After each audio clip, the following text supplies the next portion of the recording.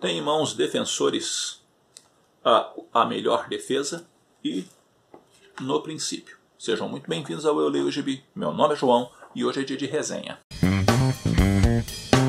Como eu sou um cara que gosta muito de Defensores e sempre gostei, quando surgiu esse encadernado, eu falei, preciso comprar isso aqui e ler, até porque como eu sou um colecionador do Incrível Hulk, seria natural ter esse material na coleção, e também por ser os Defensores a melhor não equipe, né, da Marvel, a gente se afeiçoou um pouquinho pela não equipe e quer então ler o quadrinho. E nessa edição especificamente nós temos uma série de one-shots, tá bem?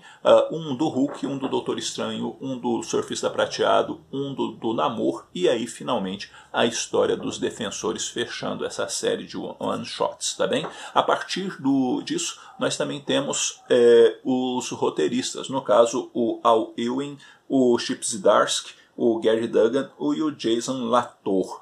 E a partir também dessas questões, a forma com que as histórias foram organizadas dentro do encadernado, eu penso que ela foi equivocada. Começa pelo Imortal Hulk na primeira história, depois do Imortal Hulk vai partir para a história do Namor, da história do Namor para o Doutor Estranho e fecha com o Surfista Prateado. Eu penso que tem que começar pelo Doutor Estranho, do Doutor Estranho para o Hulk, do Hulk ir para o Surfista Prateado e fechar no Namor, que ficaria mais harmônico às ideias.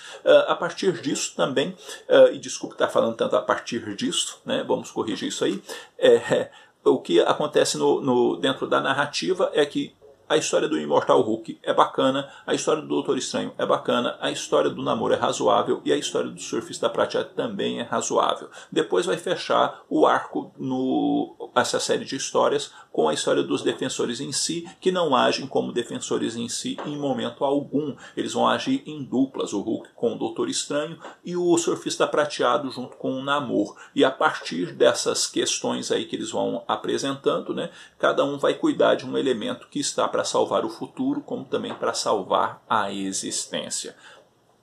Dessa forma, a existência é colocada em risco por quanto de um ser maligno que está num determinado trem, e esse trem ele coloca a criação em risco, e o Doutor Estranho junto com o Hulk tem que evitar também o futuro do Doutor previsto pelo Doutor Estranho ou que foi vivido pelo Doutor Estranho e que ele quer evitar esse futuro. Então algumas questões do presente serão importantes realizar para que o futuro dele não aconteça.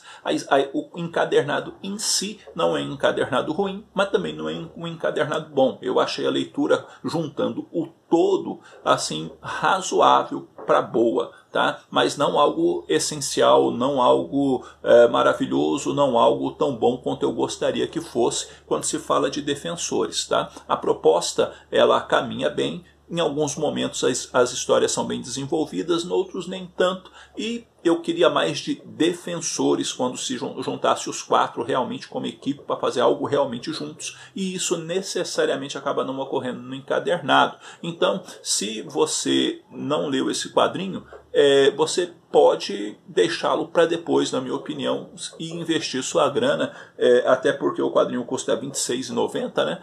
Investir sua grana num outro título. Por outro lado, se você é muito fã dos Defensores, aí sim vale a leitura. Mas eu não acho uma leitura essencial, até por quanto da forma com que a história ela acaba sendo desenvolvida, porque eu acho que em muitos momentos ela é fraca, infelizmente, tá? Nota eu dou para esse encadernado, eu dou uma nota 7,5 e recomendo dentro de questões com ressalvas para vocês. O outro quadrinho que eu quero falar com vocês nesse vídeo é No Princípio, do Anderson Pacheco, que é um quadrinho amador que o Anderson me enviou e que está à disposição de quem se interessar pelo mesmo no Catarse, tá? E no princípio narra a jornada de uma família de seres ave, por assim dizer, e esses seres ave estão numa jornada onde eles estão lutando pela sobrevivência. E nessa busca pela sobrevivência, eles vão fazer de tudo o que for possível para se manterem vivos e chegarem num determinado local onde tem alimento e a paz que eles estão esperando.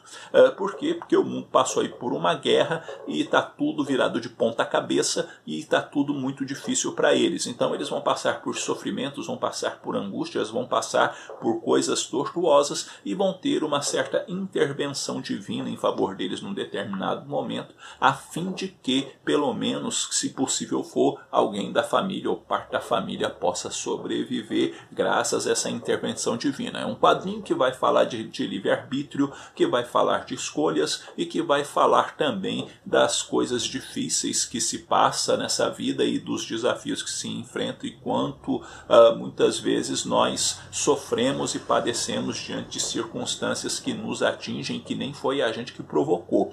Nesse sentido, o quadrinho ele tem uma boa temática e até um bom desenvolvimento. Por outro lado, o quadrinho ele deixa também algumas questões complicadas, ou melhor dizendo, dentro do seu desenvolvimento, fica algumas coisas no ar que deveriam ser explicadas de início, na minha opinião. Então, o que acontece?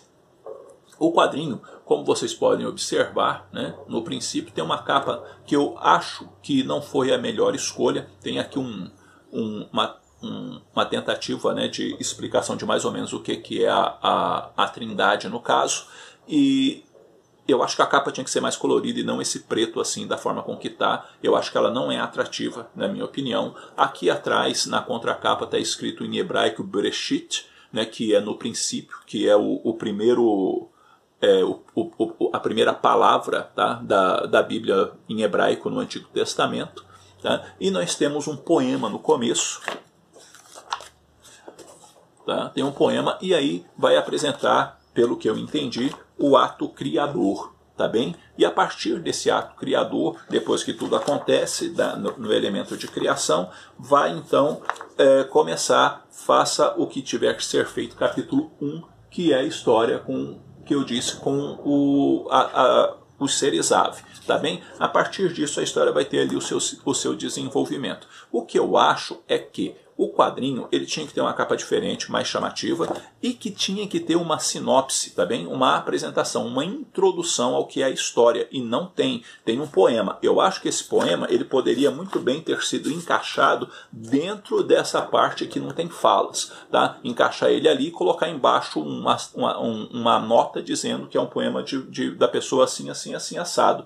E aí ter a sinopse, tá? Para quê? Para explicar do que se trata o quadrinho, qual que é a situação e quem são esses seres aves, para onde eles estão indo, o que está acontecendo, o que aconteceu. Não se explica e isso deixa o leitor voando de certa forma na história, sem entender direito até mesmo quem são esses seres aves, o que é isso, qual que é a situação. Então nisso peca muito o quadrinho. Ah, João, é que não teve espaço. Bom, dava para encaixar lá dentro e em vez de ter escrito Bereshit aqui atrás, poderia ter colocado a sinopse aqui atrás, igual muitas editoras fazem, que ajudaria muito na compreensão. Para entender o contexto, eu tive que ir no Catarse para olhar lá o que está escrito, para entender contexto. E isso é ruim, porque se eu vou ler um quadrinho, eu tenho que buscar um site para eu entender o contexto dele, no sentido de a história se trata disso, é ruim. Por quê? Porque a história tem que explicar para mim do que ela se trata, né? A história que esse é um capítulo 1, né? Haverá uma continuação e